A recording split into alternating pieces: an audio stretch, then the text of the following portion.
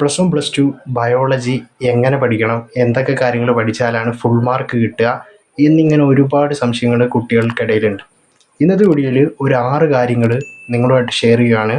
ഇത് നിങ്ങളൊന്ന് ശ്രദ്ധിക്കുകയാണെങ്കിൽ കൂടുതൽ മാർക്ക് സ്കോർ ചെയ്യാനും അതുപോലെ തന്നെ നിങ്ങളുടെ സമയം ലാഭിക്കാനായിട്ടും പറ്റും. സോ നേരെ വീഡിയോയിലേക്ക് കിടക്കാം. ഒന്നാമതായിട്ട് നിങ്ങൾ മനസ്സിലാക്കേണ്ടത് ബയോളജി പോയിന്റ് ആയിട്ടാണ് നിങ്ങൾ പഠിക്കേണ്ടത്. അല്ലാതെ ഇങ്ങനെ പാരഗ്രാഫ് പോലെ വലിച്ചു വാരി പഠിച്ചിട്ട് ഒരു കാര്യമില്ല. ഇനി രണ്ടാമത്തെ കാര്യം, പല കുട്ടികളും അവോയ്ഡ് ചെയ്യുന്ന ഒരു കാര്യമാണ് 1 മാർക്ക് ക്വസ്റ്റ്യൻ. ഓക്കെ, 1 മാർക്കും അതുപോലെ തന്നെ 2 മാർക്ക് ക്വസ്റ്റ്യനൊക്കെ അങ്ങനെ വിട്ടിട്ട് പോകും.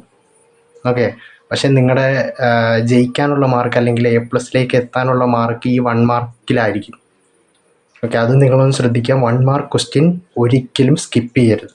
പല കുട്ടികളും സ്കിപ്പ് ചെയ്യുന്ന വേറൊരു മേഖലയാണ് ഡയഗ്രാം വരയ്ക്കാൻ ചോദിക്കാറില്ല, മാർക്ക് ചെയ്യാനാണ് പൊതുവെ ചോദിക്കാറ്. അത് 3 മുതൽ 4 മാർക്കിന് ചോദിക്കും.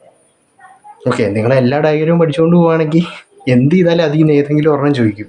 അപ്പം നിങ്ങൾക്ക് 4 മാർക്ക് അല്ലെങ്കിൽ 3 മാർക്ക് സിമ്പിളായിട്ട് അടിച്ചെടുക്കാൻ പറ്റും. ചിലപ്പോൾ ഒരു വേർഡൊക്കെ ഉണ്ടാവുള്ളൂ, അല്ലെങ്കിൽ 3 വേർഡ് ABC എന്ന് പറഞ്ഞു കൊടുത്തിട്ടുണ്ടാവും.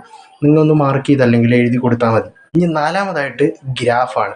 നിങ്ങൾക്ക് സുവോളജി ഒരുപാട് ഗ്രാഫ് വരുന്നുണ്ട്, സിഗ്മോയിഡ് കർവ്, അങ്ങനെ ഒരുപാട് ഗ്രാഫ് വരുന്നുണ്ട്. അപ്പോൾ അതെല്ലാം നിങ്ങളൊന്ന് പഠിച്ചുകൊണ്ട് പോകാം. 2-3 ഉള്ളൂ, അത് ജസ്റ്റ് പഠിച്ചുകൊണ്ട് പോവാം. അതും ഇമ്പോർട്ടൻ്റ് ആണ്, ഇടയ്ക്കിടയ്ക്ക് ചോദിക്കാറുമുണ്ട്. ഇനി അടുത്താണ് ഫ്ലോ ചാർട്ട്. ഇതും ഫില്ല് ചെയ്യാൻ ഏറ്റവും കൂടുതൽ സുവോളജിയിലാണ് ചോദിക്കാറ്, ബോട്ടണിയിൽ ഇടയ്ക്ക് ചോദിക്കാറുണ്ട്.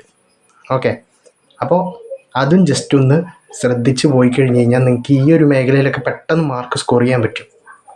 ഇനിയാണ് മോസ്റ്റ് ഇമ്പോർട്ടൻ്റ് കാര്യം, ആറാമത്തത്. അതാണ് റീസണിങ് ക്വസ്റ്റ്യൻസ്. ഇതെപ്പോഴും എന്തൊക്കെ പാറ്റേൺ മാറി വന്നാലും റീസണിങ് ക്വസ്റ്റ്യൻസ് എപ്പോഴും ചോദിക്കാറുണ്ട്. അതുപോലെ തന്നെ നിങ്ങൾ NCERTയിലെ ക്വസ്റ്റ്യൻസ് ജസ്റ്റ് ഒന്ന് നോക്കി പോവുക.